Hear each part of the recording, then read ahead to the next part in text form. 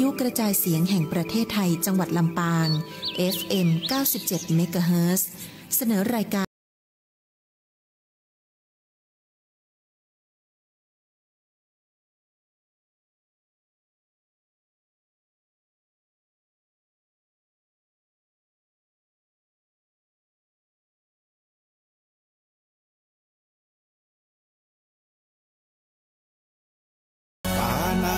ปาตาเวรมณีอธินาทานาเวรมณีกาเมมุสาสุราเม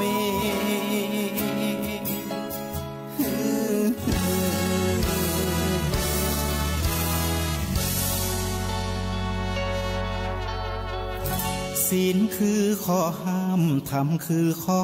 ให้พุทธองค์ตรัสไว้ชี้ทางใจให้ภาคเพียรเบญจศีลเบญจธรรมท่องจ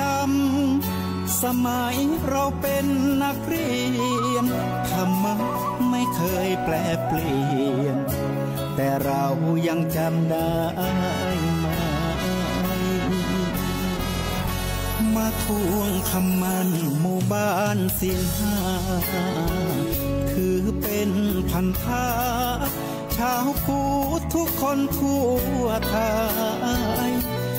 สำนักพุทธขับเคลื่อนธรรมจุดเทียนสว่างที่กลางหัวใจ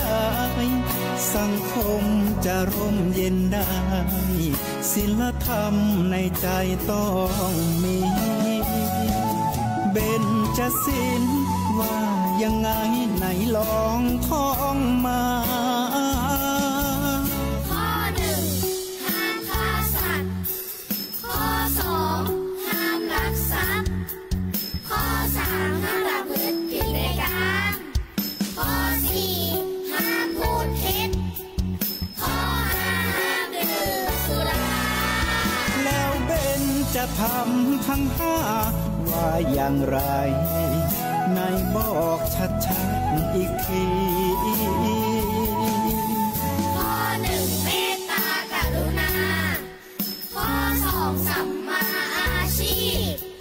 ข้อสามกามสังวรข้อสี่ต้องมีสัจจะข้อห้าสติสัมปชัญญะศีลห้าข้อทำห้าข้อทำใจ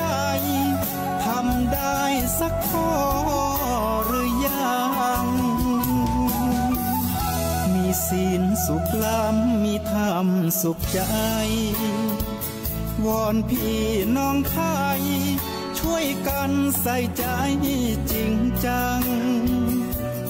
ยุคสมัยสื่อออนไลน์ทั้งโทษโจมตีใจเราทุกทางมีศีลมีธรรมเคียงข้างชีวิตพบทางกราบถวายความนอบน้อมต่อองค์สมเด็จพระสัมมาสัมพุทธเจ้าขอถวายความนอบน้อมต่อองค์พระธรรมและถวายความนอบน้อมต่อพระอริยสงฆ์ขอถวายความเคารพมายังพระมหาเถระพระเถรานุเถระครูบาอาจารย์เจ้าทุกตนทุกองค์ขอเจริญพรมายังพุทธศาสนิกชนคนดีมีศีลมีธรรมทุกท่านวันนี้รายการธรรมยามเจ้าซึ่งออกอากาศโดยสถานีวิทยุกระจายเสียงแห่งประเทศไทยกรมประชาสัมพันธ์จังหวัดลำปาง FM 97.0 เมกะเฮิรตซ์ซึ่งออกอากาศในรายการธรรมยามเจ้าเป็นประจำทุกวันในเวลา 5:00 ถึง 6:00 น.เจ้าซึ่งเจ้าวันนี้ก็เป็นเจ้าวันเสาร์ที่10 เดือนพฤษภาคมพุทธศักราช 2568 ก็เป็นเจ้าวันเสาร์ที่อาตมาภาพพระครูสิริธรรมบัณฑิตอาจารย์ประจำมหาวิทยาลัยมหาจุฬาลงกรณราชวิทยาลัยวิทยาลัยสงฆ์นครลำปางเจ้าอาวาสวัดมิ่งเมืองมูลตำบลพิชัยอำเภอเมืองจังหวัดลำปางมาพบมาปะกัน ในรายการธรรมะยามเจ้าเป็นประจำทุกวันเสาร์ในเวลาตี 5 ถึง 6 โมงซึ่งก็ในช่วงเดือนพฤษภาคมนี้ก็รู้สึกว่าจะมีวันดีวันมงคลสำหรับประชาชนเฮาชาวไทยและก็พุทธศาสนิกชนทั้งชาวไทยและก็ชาวโลกก็มีอยู่หลายวันอย่างเช่นตะวันนี้ก็เป็นวันที่9 พฤษภาคมก็ตรงกับวันพืชมงคลก็ถือว่าเป็นวันสำคัญแห่งวันหนึ่งสำหรับประเทศไทยเฮาเป็นวันที่เกี่ยวข้องกับวิถีชีวิตที่ผูกพันกับผืนแผ่นดินของเฮาชาวไทยมาอย่างจ้าเมินคือวันพืชมงคลก็นับว่าเป็นพระราชพิธีที่มีมาตั้งแต่โบราณก็ปรากฏอยู่ในพุทธประวัติในคราหนึ่งสมัยที่เจ้าชายสิทธัตถะมีพระชนมายุ7 พรรษาพระองค์ก็ได้ไปร่วมพิธีเรียกว่า พระราชพิธีพืชมงคลจรดพระนางคันแรกนาขวัญซึ่งก็ไปร่วมกับพระราชบิดาของเปิ้นแล้วก็คณะพิธีเปิ้นทำดำเนินการอยู่เจ้าชายสิทธัตถะก็ปลีกตัวออกมานั่งเงียบๆอยู่ใต้ต้นไม้แล้วก็ได้ปฐมฌานอันนี้ก็ปรากฏอยู่ในพุทธประวัติก็ได้ปฏิบัติสืบทอดกันมาบอกว่าประเทศใดบ้านใดเมืองใดที่นับถือพระพุทธศาสนาแล้วก็ประกอบอาชีพเกษตรกรรมก็ได้ประกอบพิธีพระราชพิธีพืชมงคลซึ่งก็องค์พระบาทสมเด็จพระเจ้าอยู่หัวได้เสด็จพระราชดำเนินโดยพระองค์เองส่วนวันพรุ่งนี้ก็ตรงกับวันที่11 เดือนพฤษภาคม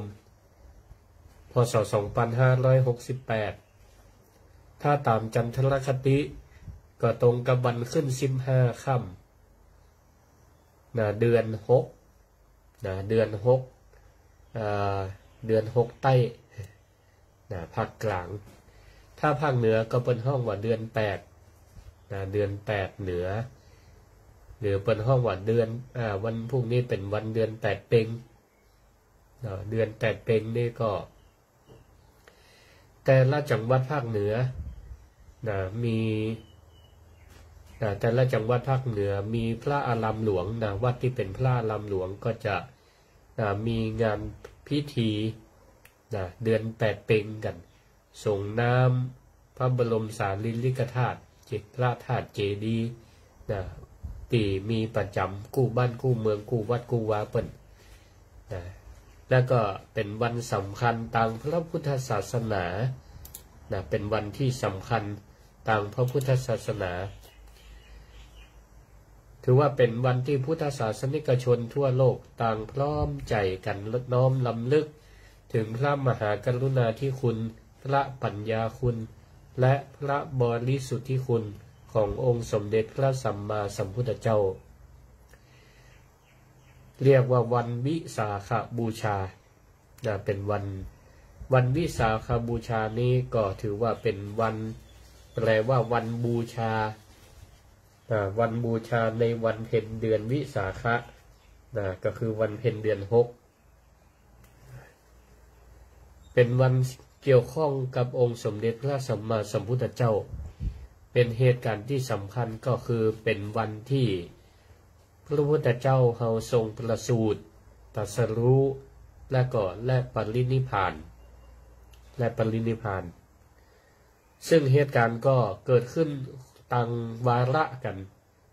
ะแต่ก็ตรงกับวันเดียวกันสมัยก่อนนั้นเพิ่นนับตามจันทรคติเนาะบ่ได้นับตามวันที่ตามสุริยคตินะบ่ได้เอาวันที่เวลาว่าบ่ได้เอาวันที่ติดจากทางการพุทธที่1ที่2บัดใจในสมัยก่อนนับตามข้างขึ้นค่ำข้างแรมก็เป็นที่อัศจรรย์ว่าองค์สมเด็จพระสัมมาสัมพุทธเจ้าทรงประสูติก็ประสูติตรงกับวันวิสาขบูชาตรัสรู้เป็นพระพุทธเจ้าก็ตรงในวันวิสาขบูชาและก็เสด็จดับขันธปรินิพพานก็ตรงกับวันวิสาขบูชาเช่นเดียวกันนะเมื่อมาถึงมาเติงอย่างนี้นะเราชาวพุทธก็ถือว่ามีองค์สมเด็จพระสัมมาสัมพุทธเจ้าเป็นพระบิดา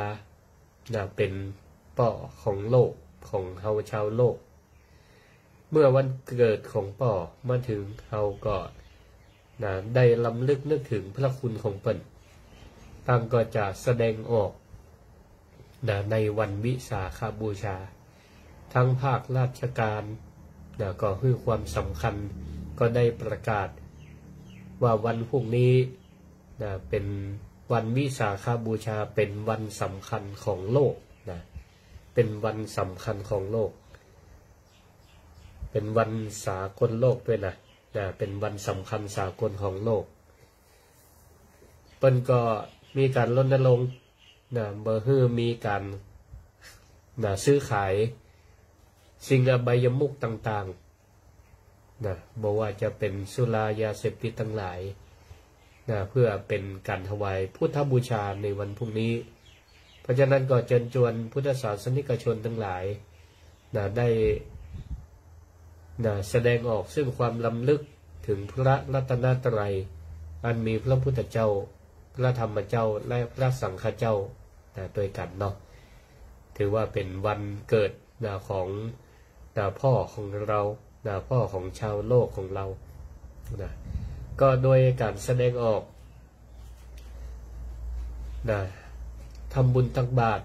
รักษาศีล5ไม่โหดร้ายไม่มือไวไม่ใจเร็วไม่พูดปดไม่หมดสติฟังเทศก็ดีไปร่วมกิจกรรมกับตังวัดบ้านใกล้เรือนเคียงของท่านทั้งหลายเพิ่นมีกิจกรรมเกี่ยวกับการถวายเป็นพุทธบูชาเนื่องในวันวิสาขบูชาก็ไปร่วมกับเพิ่นฟังเทศน์ฟังธรรมหรือว่าภาค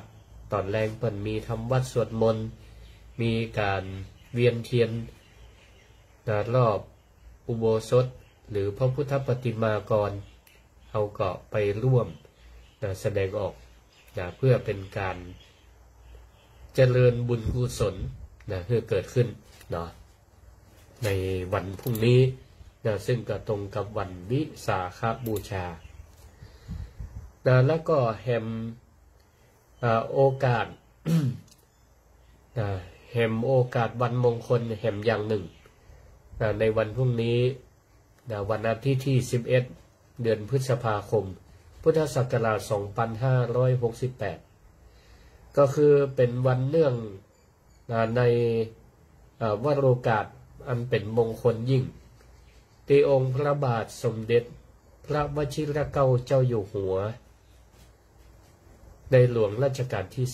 10ทรงพระกรุณาโปรดเกล้าโปรดกระหม่อม พระราชทาน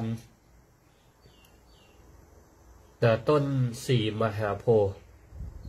จำนวนอยู่78ต้นโดยต้นแรกทรง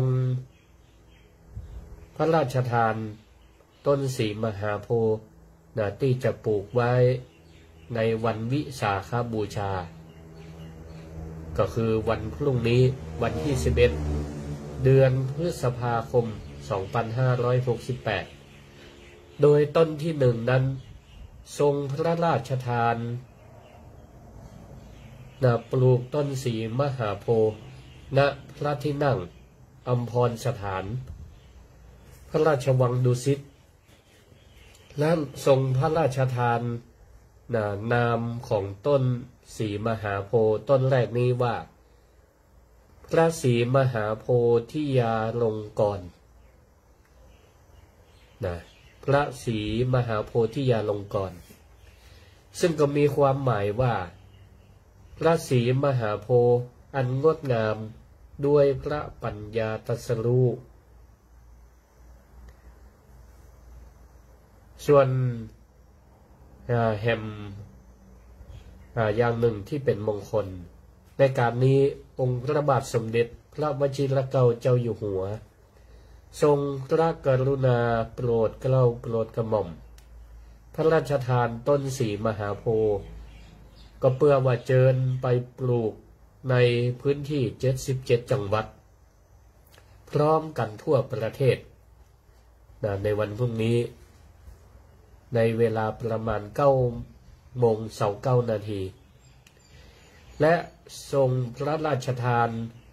พระนามต้นสีมหาโพธิ์ทั้ง77ต้นพระราชทานเป็นนามเดียวกันว่าพระศรีมหาโพธิทศมราชบพิตรพระศรีมหาโพธิทศมราชบพิตรมีความหมายว่าพระศรีมหาโพธิ์ตีพระราชทานจากพระบาทสมเด็จพระเจ้าอยู่หัวทั้งนี้ทรงพระกรุณาโปรดเกล้าโปรดกระหม่อมพระราชทานเลิกการปลูกพระศรีมหาโพธิ์พระศรีมหาโพธิทศมาศราชบพิตรทศมราชบพิตรในวันวิสาขะซึ่งตรงกับวันอาทิตย์ก็คือวันพรุ่งนี้ที่11พฤษภาคมพศ2568เวลา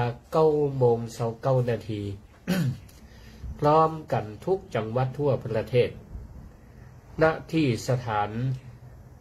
ที่จังหวัดพิจารณาตามความเหมาะสมบางจังหวัดก็ปลูกที่วัด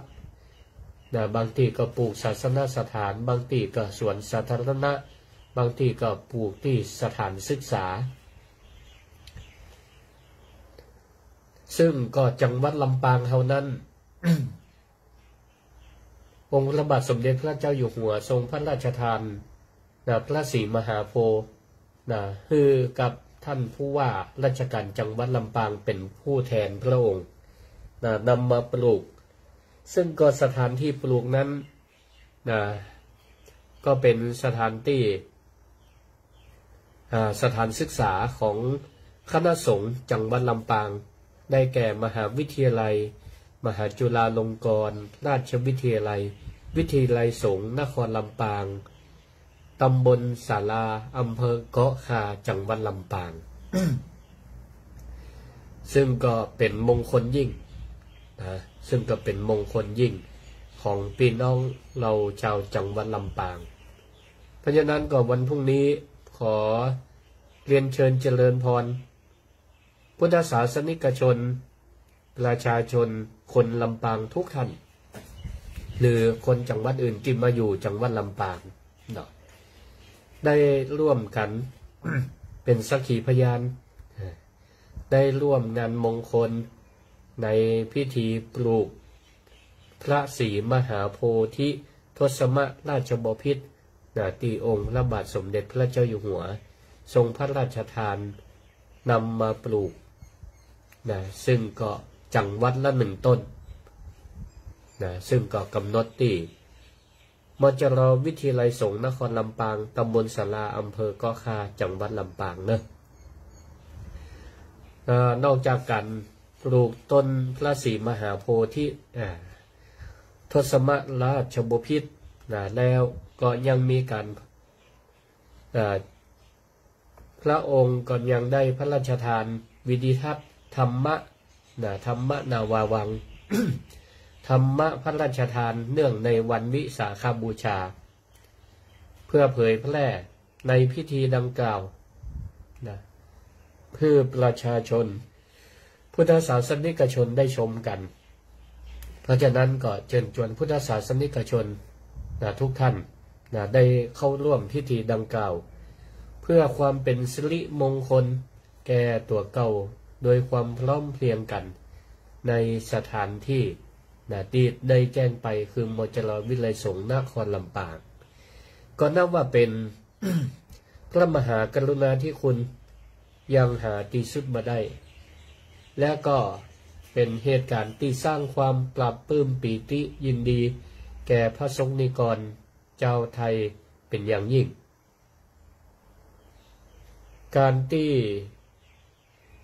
ต้นพระศรีมหาโพธิ์ซึ่งก็เป็นสัญลักษณ์อันศักดิ์สิทธิ์ในพระพุทธศาสนาเขาก็จะหันมาไปวัดวาอารามที่ใดก็ตามในประเทศไทยหรือต่างประเทศก็ตาม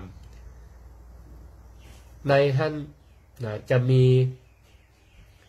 วัตถุสถานศาสนสถานก็จะมีพระธาตุเจดีย์ต่างๆที่อยู่ในวัดในวาวัตถุโบราณวัตถุสถาน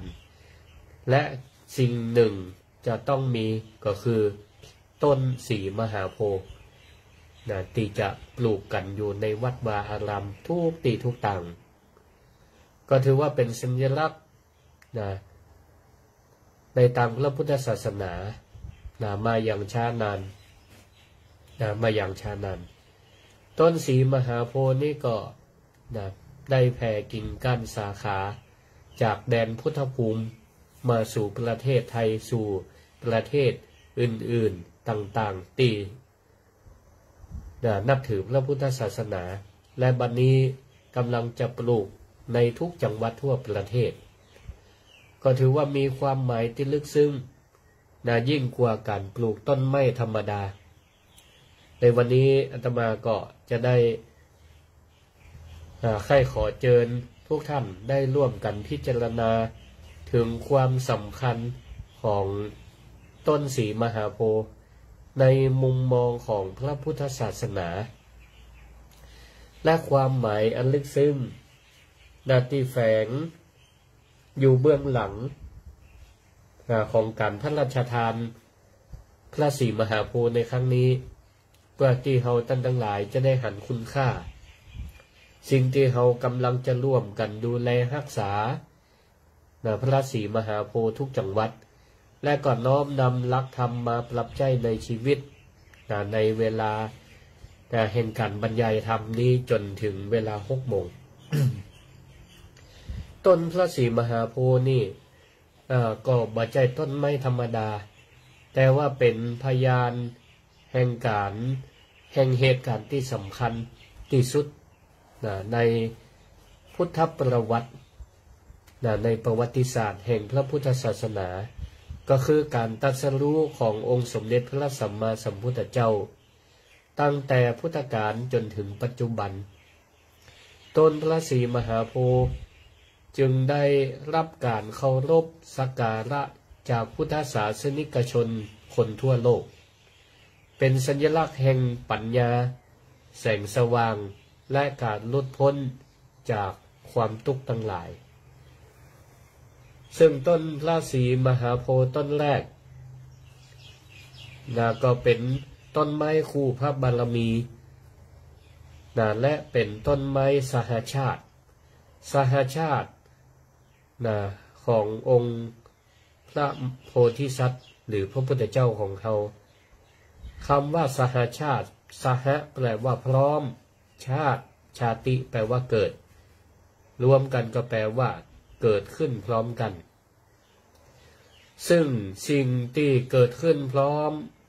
กันในวันที่พระโพธิสัตว์ทรงประสูติก็คือเจ้าชายสิทธัตถะได้ทรงประสูติในวันแรก ก็มีสหชาติสิ่งที่เกิดขึ้นพร้อมกับพระองค์ตามพุทธประวัติได้กล่าวว่าสหชาตินั้นมีอยู่7ประการด้วยกันได้แก่ 1. พระนางพิมพายโสธราต่อมาก็เป็นพระอัครชายาของเจ้าชายสิทธัตถะ 2. พระอานนท์ก็ได้แก่พุทธอนุชาหรือพุทธอุปถากติดตามพระพุทธเจ้าไปทุกหนทุกแห่งจนวาระที่พระองค์เสด็จดับขันธปรินิพพาน 3. นายฉันทะอมาตย์ที่ได้เดินทางออกจากเวียงวังพร้อมกับเจ้าชายสิทธัตถะในการเสด็จออกอภิเนศกรมก็คือออกผนวดต่อไปก็ได้แก่อมาตย์การุทายีอมาตย์การุทายีก็ได้แก่ผู้ที่ไปทูลเสด็จทูลพระพุทธเจ้าเพื่อมาเสด็จเมืองกบิลพัสดุหลังจากที่พระองค์ได้ตรัสรู้เป็นพระสัมมาสัมพุทธเจ้าเพื่อได้มาแสดงธรรมโปรดพระพุทธบิดาของเปิ้นต่อไปก็ได้แก่ม้ากันทกะลำดับที่5คือม้ากันทกะก็ได้แก่ม้าที่พระองค์ได้เสด็จออกจากเวียงวังไปบวชกับม้ากันทกะและนายฉันทะอมาตย์และก็ลำดับสุดท้ายลำดับที่6ก็คือขุมทรัพย์ทั้ง4มุมเมืองกบิลพัสดุที่เกิดขึ้นพร้อมเจ้าชายสิทธัตถะหรือองค์พระพุทธเจ้าและก็ลำดับที่7ก็ได้แก่ต้นอัศทะพฤกษ์ต้นอัศทะพฤกษ์อันนี้เป็นชื่อของคนอินเดียเป็นห้องกันหรือต้นสีมหาโพธิ์หรือต้นโพนั่นเองการที่ต้นสีมหาโพธิ์ได้รับการสถาปนาให้เป็นสัญลักษณ์ที่สำคัญก็เพราะสืบเนื่องมาจากเหตุการณ์ที่องค์สมเด็จพระสัมมาสัมพุทธเจ้าได้ประทับนั่งใต้ต้นโพนี้ใต้ต้นไม้นี้และทรงบำเพ็ญเพียรหลังจากทรงยกเลิกการบำเพ็ญเพียรอย่างนักที่เรียกว่าบำเพ็ญทุกขกิริยาเปิ้นก็ทำมาโมดทำตัวเก่าเพื่อลำบากก็ทำมาหมดเป็นระยะเวลา6 ปีก็บ่สามารถที่จะบรรลุเป็นพระพุทธเจ้าได้หลังจากนั้นพระองค์ก็คลายจากการบำเพ็ญทุกขกิริยามาบำเพ็ญเพียรทางสายกลางก็ประทับบำเพ็ญเพียรใต้ต้นสีมหาโพธิ์นี้ก็จนได้บรรลุเป็นพระสัมมาสัมพุทธเจ้าค้นพบทางการดับทุกข์โดยใจหลักอริยสัจสี่ก็คือทุกข์สมุทัยนิโรธและก็มรรคเพราะฉะนั้นการพระราชทานต้นพระศรีมหาโพธิ์ในครั้งนี้ก็ถือว่าเป็นการเอาสัญลักษณ์แห่งการตรัสรู้ไปสู่ประชาชนในทุกพื้นที่เป็นการย้ำเตือนเพื่อเราท่านทั้งหลายได้น้อมลำลึกถึงพระคุณและคำสั่งสอนขององค์สมเด็จพระสัมมาสัมพุทธเจ้าที่จะนำไปสู่แห่งการดับทุกข์เหมือนกับพระพุทธเจ้าและพระสาวกของพระองค์ได้เรามาพิจารณาถึงเหตุการณ์ที่สำคัญที่เกิดขึ้นใต้ต้นสีมหาโพธิ์ที่ประเทศอินเดียณเมืองพุทธคยาหลายท่านหลายคนก็คงเคยไปสังเวชนียสถานตามรอยพุทธประวัติของพระพุทธเจ้าซึ่งหนึ่งในท่านก็ต้องมีก็คือไปที่พุทธคยาเพื่อไปไหว้ไปสาบัลลังก์วชิระอาจแท่นบัลลังก์ใต้ต้นสีมหาโพธิ์ก็คือเป็นสถานที่พระองค์ประทับนั่งตรัสรู้ ก็ถือว่ามีความสำคัญเป็นหนึ่งในสังเวชนียสถานด้วยซ้ำไปพระพุทธองค์ได้ตรัสไว้ ในพระไตรปิฎกหนึ่งว่าถ้าไผ่ที่ต้องการล้ำลึกนึกถึงพระพุทธองค์ก็ขอให้ไปสังเวชนียสถานคือสถานที่พระพุทธเจ้าทรงประสูติตรัสรู้แสดงปฐมเทศนาและสถานที่เสด็จดับขันธปรินิพพานก็ชื่อว่าได้ล้ำลึกนึกถึงพระพุทธองค์ทีนี้เรามาพิจารณาถึงเหตุการณ์เรื่องราวตะกี้ก็ได้กล่าวไปเป็นเบื้องต้นแล้วว่าเจ้าชายสิทธัตถะหลังจากทรงได้หันความทุกข์อันเกิดจากความเกิดแก่เจ็บตายพระองค์ทรงหันเทวทูตทั้งสี่คือคนแก่คนเจ็บคนตายและก็นักบวชเมื่อพระองค์หันอย่างนี้แล้วก็พิจารณาถึงว่าการบวชนั้นถือว่าเป็นวิธีที่สลัดความทุกข์ออกจากโลกได้พระองค์จึงตัดสินใจออกผนวดและก็เพื่อค้นหาหนทางแห่งการพ้นทุกข์ทรงก็บำเพ็ญเพียรในรูปแบบต่างๆที่ฤาษีดาบสบรรทำกันในสมัยก่อนเป็นต้นว่าการทรมานร่างกายก็ทำมาอยู่ระยะ6 ปีแต่ก็ยังบ่พบทางสายกลางในที่สุดพระองค์ก็ล้มเลิกการบำเพ็ญทุกขกิริยาได้เสด็จไปสู่ท่าน้ำเนรัญชลาล้างชำระพระวรกายและก็กลับมาประทับนั่งใต้ต้นสีมหาโพธิ์ได้รับยาคา8 กำมือจากนายสนธิยพราหมณ์พระองค์ก็มาปูนั่งใต้ต้นพระศรีมหาโพธิ์รับเข้ามัทุปายาตเป็นพระกยาหารมื้อแรกของการปฏิบัติธรรมเพื่อการพ้นทุกข์จากนางสุชาดาซึ่งก็มีประเพณีกวนเข้ามัทุปายาตหรือเข้าทิพย์มาจนถึงปัจจุบันและก่อนในวันนั้นก่อนถึงวันวิสาขบูชาพระองค์ก็ได้ตั้งปณิธานอันแน่วแน่ว่าถ้าเลือดเนื้อจะจะแห้งเหือดไปเหลือแต่หนังเอ็นกระดูกก็ตามหากยังบ่บรรลุพระสัมมาสัมโพธิญาณพระองค์ก็บ่เสด็จลุกไปจากต้นสีมหาโพธิ์แห่งนี้ในคืนนั้นเองพระองค์ก็ใช้พระสติปัญญาพิจารณาธรรมต่างๆจนทรงได้บรรลุฌานทั้ง3 ประการตามลำดับก็ได้แก่ 1. ปุเพนิวาสานุสติญาณคือความสามารถในการระลึกชาติในอดีตของตนเองและผู้อื่นได้ 2. จุตูปปาตญาณก็คือความสามารถในการหันการเกิด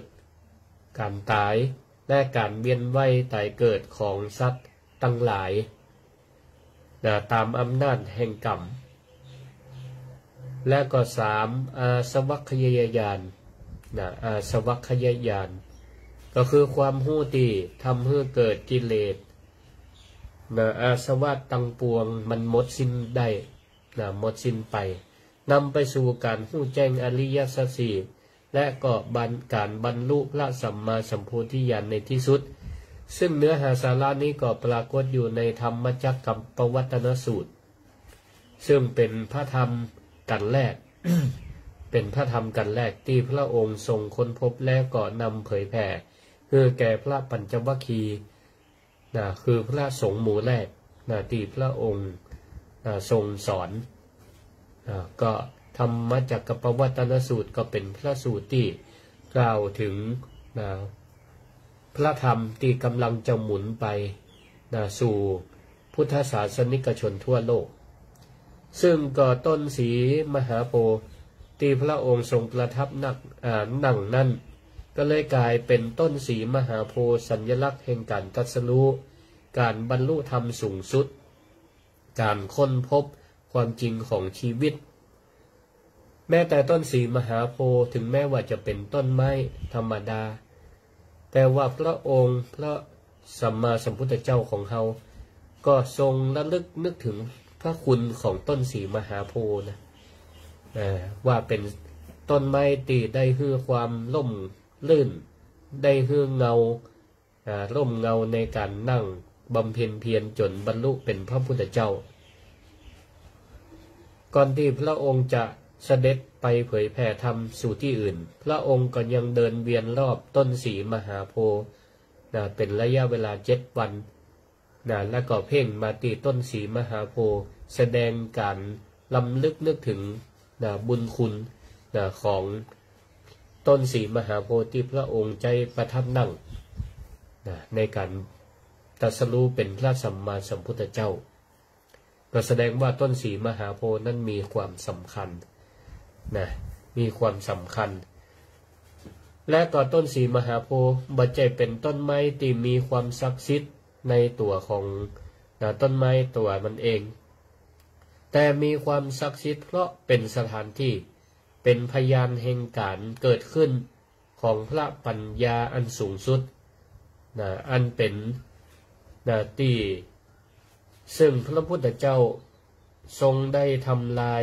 อวิชชาคือความไม่รู้และค้นพบวิชาก็คือความรู้แจ้ง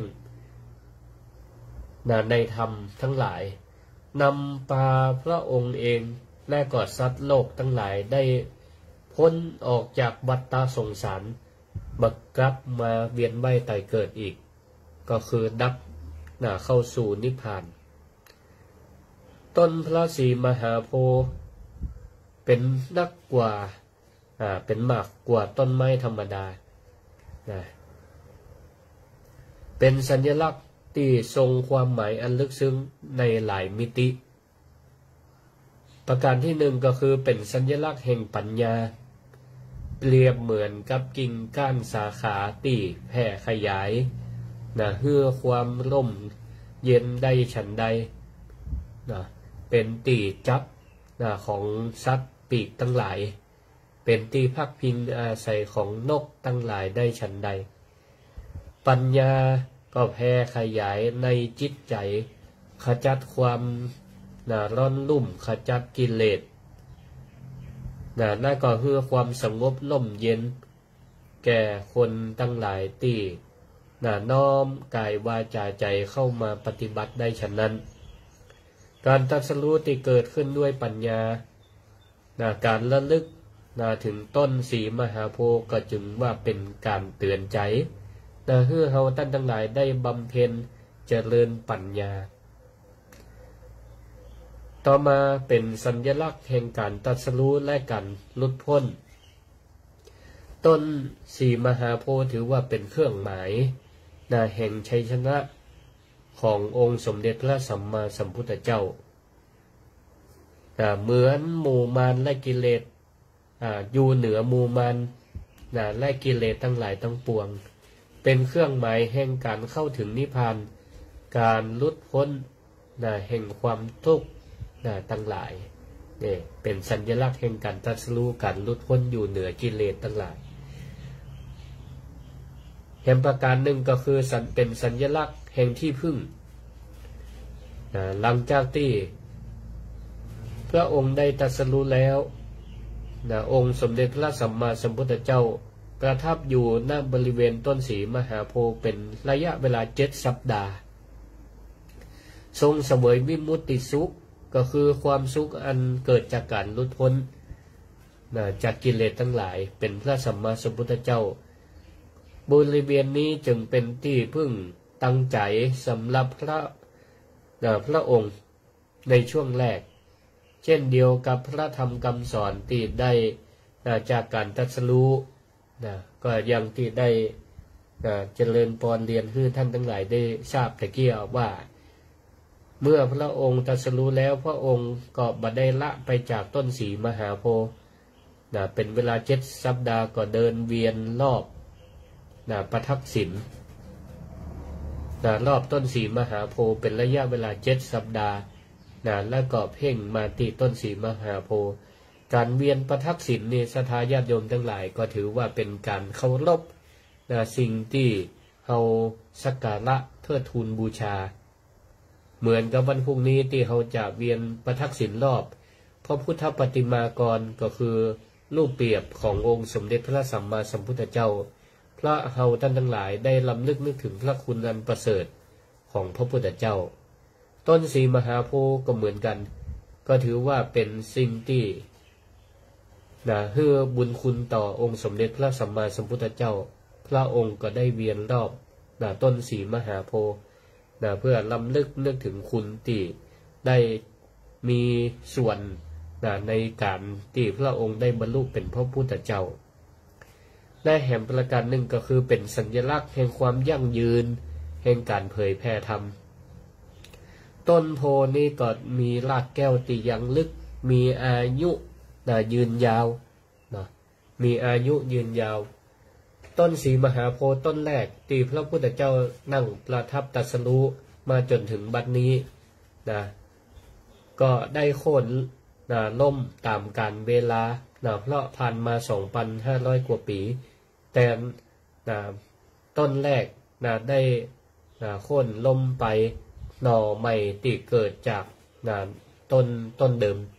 ก็ต่อยอดกันมาอย่างนี้ก็ทราบว่าเป็นต้นที่4ละเพราะเห็นว่าต้นสีมหาโพธิ์นี้เป็นต้นไม้ใหญ่มีกิ่งก้านสาขามีรากแก้วที่แผ่ขยายกว้างไปตามใบและก็ขยายพันธุ์ได้ง่ายได้เร็วมีอายุยืนยาวแต่ละวัดแต่ละวาก็มีต้นสีมหาโพธิ์ที่มีความเก่าแก่เป็นร้อยปีก็มีก็เป็นสัญลักษณ์เปรียบเหมือนพระธรรมคำสอนของพระพุทธเจ้าเฮาที่มีความมั่นคงยั่งยืนและแผ่ขยายไปสู่ผู้คนทั่วโลกที่นับถือพระพุทธศาสนาสัญลักษณ์แห่งอายุพระพุทธศาสนานั้นตามที่พระพุทธองค์ได้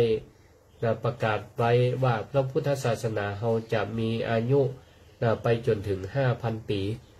ต้นสีมหาโพธิ์นี้ก็ถือว่าเป็นสหชาติของพระพุทธเจ้าก็จะต้องดำเนินไปจนถึง 5,000 ปีเช่นกันการอัญเชิญต้นพระศรีมหาโพธิ์มาปลูก มาปลูกนี้ก็เป็นธรรมเนียมปฏิบัติ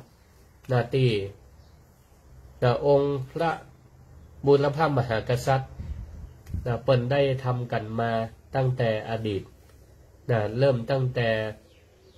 พระเจ้าอโศกมหาราชที่พระองค์ได้เผยแผ่พระธรรมคำสอนของพระพุทธเจ้าจากประเทศอินเดียไปสู่ประเทศต่างๆไปยัง9 สายทรงพระสงฆ์สาวกไปเผยแผ่ธรรมก็นำต้นสีมหาโพธิ์ไปปลูกโดยมีประเทศศรีลังกาเป็นต้นส่วนประเทศไทยนี่ก็ได้นำต้นสีมหาโพธิ์จากประเทศศรีลังกามาปลูกในครั้งแรกเช่นกันในสมัยสุโขทัยอยุธยารัตนโกสินทร์เพราะเป็นต้นที่เกิดมาจากหน่อของต้นสีมหาโพธิ์ที่พุทธคยาอินเดียก็สืบต่อกันมาอย่างนี้การที่องค์พระบาทสมเด็จพระเจ้าอยู่หัวในหลวงรัชกาลที่10ทรงพระกรุณาโปรดเกล้าโปรดกระหม่อมพระราชทานต้นพระศรีมหาโพธิ์ให้แก่ทุกจังหวัดทั่วประเทศ77จังหวัดละ1ต้นโดยมีท่านผู้ว่าราชการจังหวัดลำปางโดยมีผู้ว่าราชการจังหวัดทุกจังหวัดเป็นผู้อัญเชิญต้นพระศรีมหาโพธิ์พระราชทานนำมาปลูกในจังหวัดของตน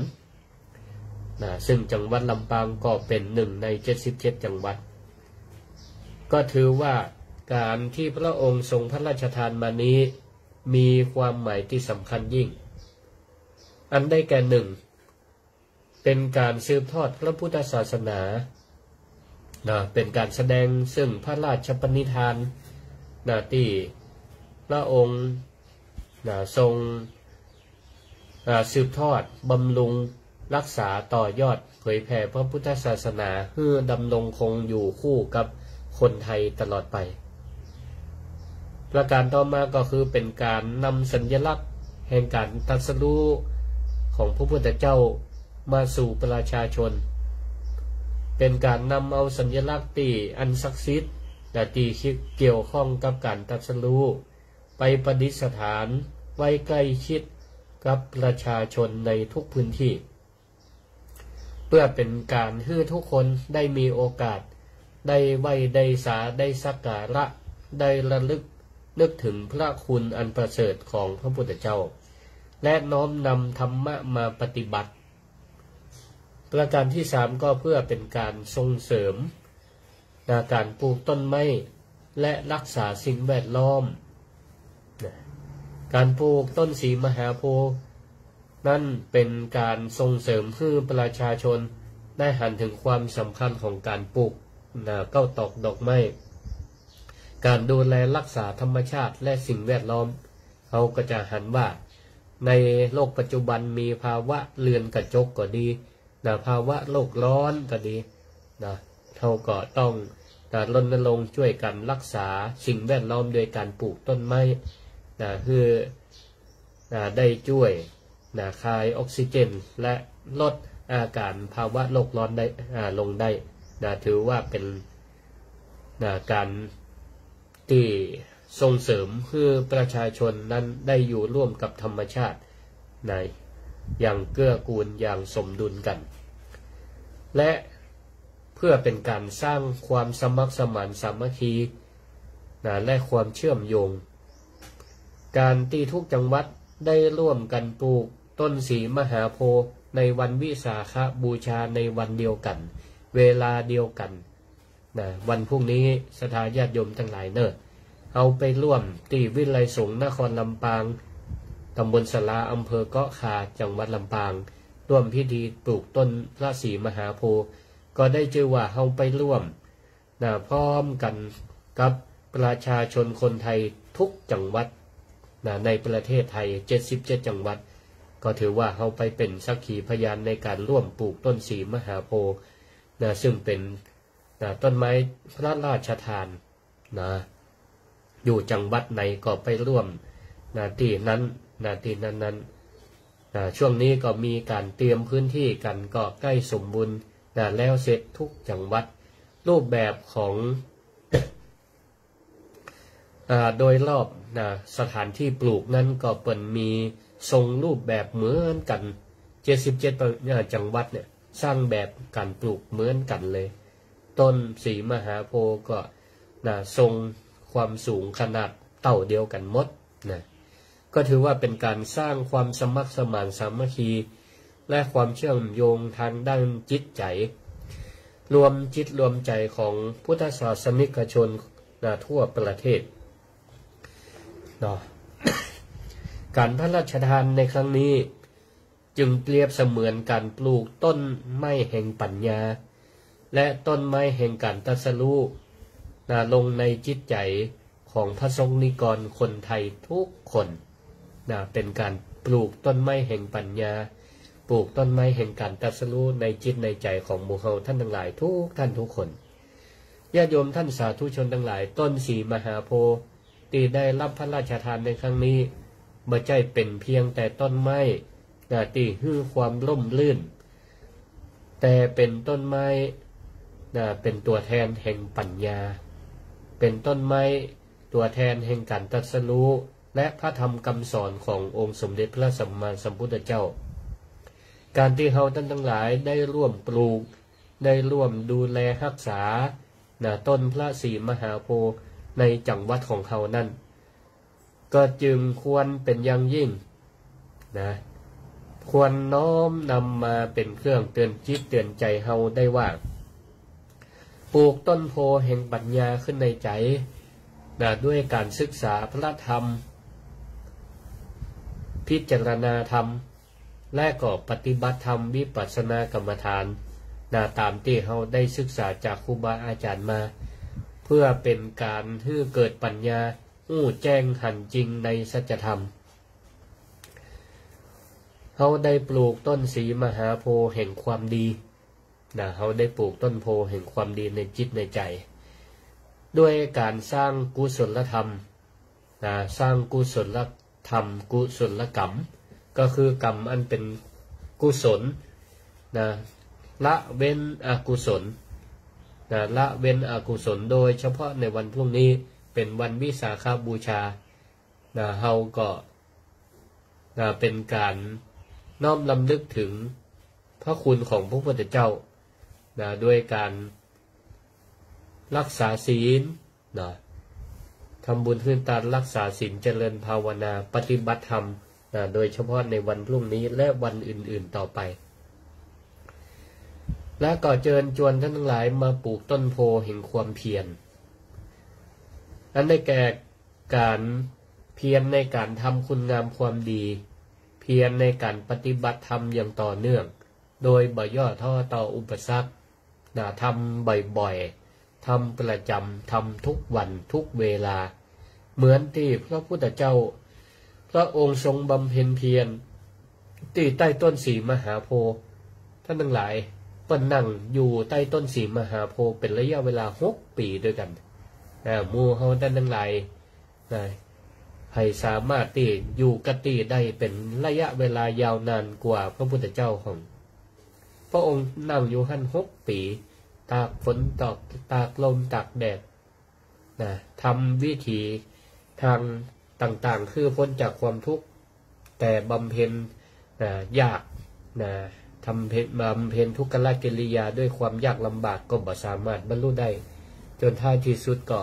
ดำเนินทางสายกลางในปีที่6ก็ได้บำเพ็ญเป็นพระพุทธเจ้าก็เพราะพระองค์อาศัยความเพียร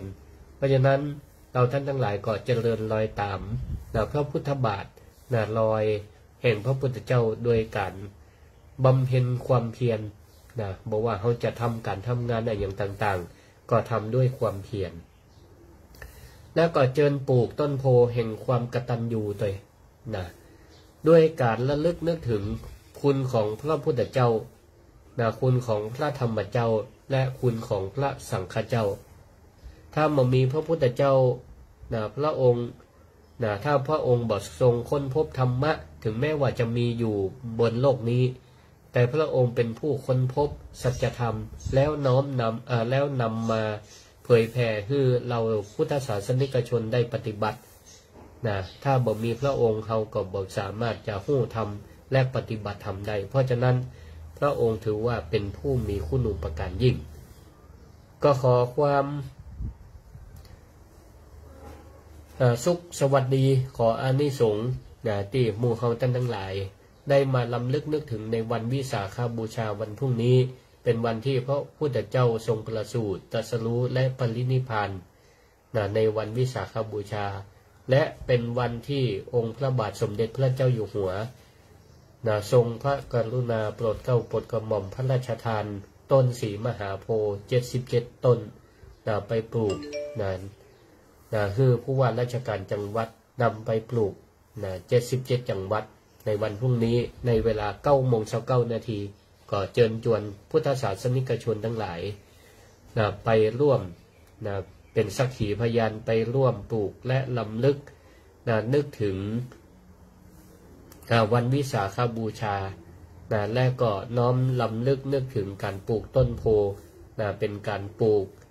ต้นโพปลูกปัญญาขึ้นในใจปลูกความดีความงามปลูกความเพียรปลูกความกตัญญูขึ้นในจิตในใจของพวกเราทุกท่านทุกคนเราก็น้อมลำลึกนึกถึงพระมหากรุณาธิคุณขององค์พระบาทสมเด็จพระเจ้าอยู่หัวในวาระโอกาสครั้งนี้ตัวแล้วก็ได้จามมาเหลือเวลาก็ประมาณนิดๆหน่อยๆก็ใครจะโทรเข้ามาร่วมแสดงความคิดเห็นในรายการธรรมะยามเจ้าของคลื่นสถานีวิทยุสวทกรมประชาสัมพันธ์จังหวัดลำปางก็โทรเข้ามาได้064 ร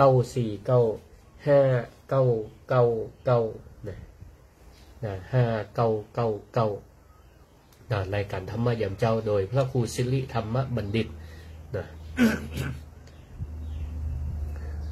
ก็ในโอกาสนี้นะถือว่าเป็นวันมงคลยิ่งนะวันพรุ่งนี้นะเจิญเนอร์นะพุทธศาสนิกชนทั้งหลายไปร่วมกันที่วิทยาลัยสงฆ์นครลำปางซึ่งก็เป็นมหาวิทยาลัยสงฆ์ที่สถาปนาขึ้นนะโดยรุ่นเก้ารัชกาลที่5นะได้ก่อตั้งขึ้นที่วัดมหาธาตุจังหวัดกรุงเทพมหานครเฮาแล้วก็ตอนนี้ได้ขยายส่วนงานสาขาไปสู่ทั่วประเทศลำปางเขาก็มีมหาวิทยาลัยสงฆ์เป็นมหาวิทยาลัยตามพระพุทธศาสนาเป็นมหาวิทยาลัยเปิดโอกาสคือพระสงฆ์และก็ศรัทธาญาติโยมคนทั่วไปได้เรียน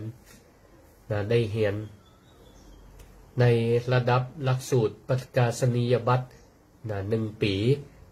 1 ปีไผ่จบม.3 มาเรียนปรับประกาศนียบัตร1 ปีเพื่อเตรียมความพร้อมเข้าเรียนในระดับอุดมศึกษาปริญญาตรีก็ได้หรือไผ่มีวุฒิม.6 ปวช.ปวส.หรือเทียบเท่าก็สามารถมาเรียนต่อในระดับปริญญาตรีเรามี2 สาขาก็คือรัฐศาสตร์บัณฑิตและก็พุทธศาสตร์บัณฑิตเรียนรัฐศาสตร์ก็ได้เรียนพระพุทธศาสนาก็ได้ใครเป็นผู้ปกครองท้องถิ่นก็มาเรียนในวุฒิรัฐศาสตร์บัณฑิตก็ได้น้อมนำหลักธรรมเอาไปประยุกต์ใช้กับการปกครองก็ถือว่าได้สนองพระคุณของพระเจ้าอยู่หัวของเขาช่วยกันเป็นหูเป็นตาได้ปกครองส่วนท้องถิ่นดูแลประชาชนขององค์พระบาทสมเด็จพระเจ้าอยู่หัวให้มีความผาสุกหรือเรียนพระพุทธศาสนาประยุกต์เอาธรรมะคำสอนมาประยุกต์ในการดำเนินชีวิตหลายผู้หลายท่านบางคนก็เกษียณอายุแล้วคนไทยคนลำปางเขานี่เป็นสังคมผู้สูงอายุมีจำนวนนักก็แสดงว่าคนลำปางนี่มีสุขภาพกายและก็สุขภาพจิตดีมีอายุมั่นขวัญยืนมีผู้สูงอายุนักที่สุดในประเทศบางพ่องเกษียณอายุยังสุขภาพแข็งแรงดีอยู่ก็ปากันมาเฮียนก็มีมาเฮียนมาจรวิทยาลัยสงฆ์นครลำปางหรือไผ่จบปริญญาตรีแล้วจะมาเฮียนในหลักสูตรปริญญาโทก็ได้เขาก็มีแห่ม2 หลักสูตรเหมือนกันเรียกว่าหลักสูตรพุทธศาสตร์มหาบัณฑิตสาขาวิชาพระพุทธศาสนาแล้วก็รัฐศาสตร์มหาบัณฑิตสาขาวิชารัฐศาสตร์เจริญปอนไปสายจ้าว่าจ้าเจริญปอนแม่พาเด้อจ้าแม่เป็นกำลังพระอาจารย์เด้อเป็นกำลังใจเด้อสาธุก็วันผูกก็ไปร่วมเนอะอยู่บ้านฟ่อนใกล้มจรฮะเนาะไปร่วมพิธี9:29 นาทีไปก่อนเวลาเนอะอาจารย์สาธุอยู่ดีมีสุขอยู่ดีมีสุขเหมือนกันเจ้าไปร่วมปลูกต้นสีคนเมืองเขาว่าต้นสลีสลีก็ถือว่าเป็นสิริมงคลเจริญปอนไม่สาจ้าสาธุแม่น้อยจ้าไม่ฟังอยู่ฟังอยู่เนาะอนุโมทนาขอบคุณจ้าแม่เป็นกำลังใจเนอะสาธุอยู่ดีมีสุขเนอะอยู่ดีมีสุขอยู่ดีมีสุขเนอะสุขภาพแข็งแรงเจริญปอนเนอะเจริญปอนแม่พี่สมัยฟังอยู่เนาะสาธุฟังตัวพุทธนะอนุโมทนาวันผูกบัดเตี้ยนอย่างก็ไปรวมเนอะวันผูกเนอะสาธุเจริญพรเอาละเวลาหมดเวลาขอลวดลาศรัทธาญาติโยมขอขอบคุณทุกผู้ทุกท่านที่ได้ติดตามรายการธรรมะยามเจ้าตั้งขึ้นสวทกรมประชาสัมพันธ์จังหวัดลำปางและติดตามทาง Facebook ไลฟ์ ของสวทก็ดีของอาตมาก็ดีตีขึ้นมาคอมเมนต์ขึ้นมาให้กำลังใจก็ขออนุโมทนาขอให้อยู่ดีมีสุขสมบูรณ์พูนสุขมั่งมีสีสุขสุขภาพแข็งแรงเหมือนกันทุกท่านทุกคนเตือน